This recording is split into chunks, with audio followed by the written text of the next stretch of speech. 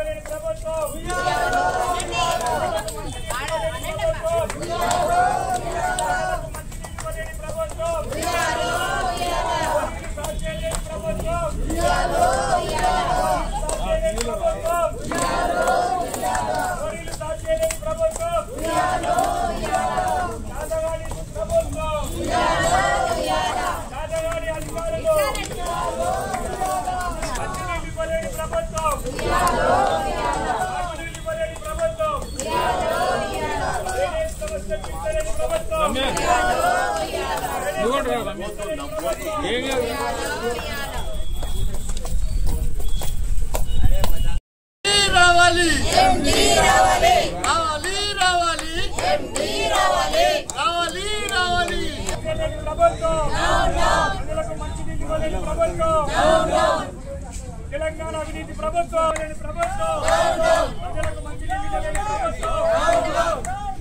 మోరీలు సాధ్యం చేయలేని ప్రభుత్వం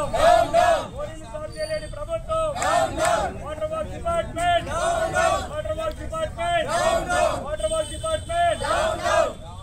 అధికారుల నిర్లక్ష్య వైఖరి ఖండించాలి. రిపేర్ వర్క్ కానీ కొత్త లైనింగ్ కానీ ఇవన్నీ కూడా నేను ప్రపోజల్ చేసి పెట్టి 3 years నుంచి ₹1,00,00,000 ప్రపోజల్స్ ఇప్పటి వరకు పెండింగ్ పెట్టారు. ఎందుకు పెండింగ్ పెట్టారు? ఎవరు కూడా ఆన్సరబుల్ లేరు.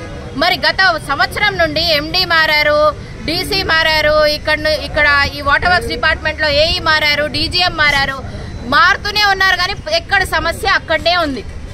మరి స్పెషలీ సుల్తాన్ బజార్ ఏరియాలో ఒక డీజీఎం లేదు, ఏఈ లేడు.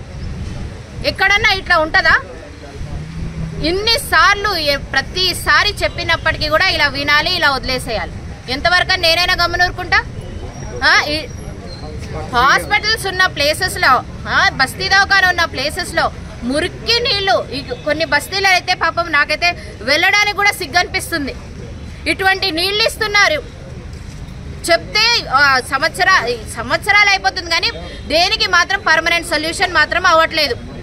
మరి అందుకే ఈరోజు స్థానికులను ఎవరెవరైతే ఇంకా చాలా మంది రావాలి, ఎఫెక్టెడ్గా ఎవరెవరైతే జబ్బుల పాలయ్యి హాస్పిటల్లో లక్షలు ఖర్చు పెట్టుకున్నారో వాళ్ళు ఇంకా రాలేదు. అందరికీ మీ ద్వారా, మీ ఛానల్స్ ద్వారా ప్రభుత్వంకి సిగ్గు రావాలి.